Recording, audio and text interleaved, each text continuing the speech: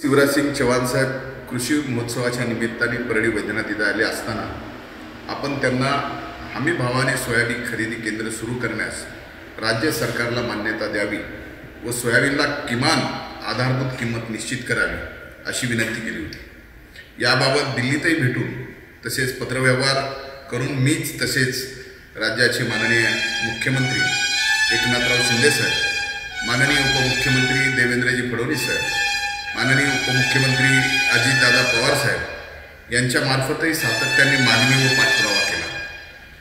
केंद्र सरकारकडे केलेल्या मागणीनुसार महाराष्ट्रात 90 दिवसासाठी किमान हमी भावाने सोयाबीन खरेदी केंद्र सुरू करण्यास मान्यता देण्यात आली आहे।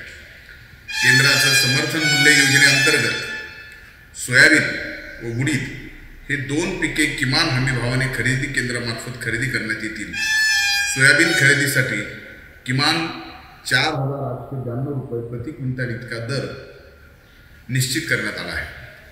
खाद्यतेल, सोयाबीन, सोया केक इत्यादी उत्पादने आयात करण्यावर शुल्क लावावे तसेच सोयाबीन निर्यातीसाठी प्रति क्विंटल किमान $50 इतके अनुदान द्यावे याबाबत देखील केंद्रीय कृषी मंत्री शिवराजसिंग चौहान यांच्याशी चर्चा झाली असून यावर सकारात्मक निर्णय झाल्यानंतर सोयाबीन उत्पादक शेतकऱ्यांना अधिकचा आर्थिक लाभ मिळणार आहे।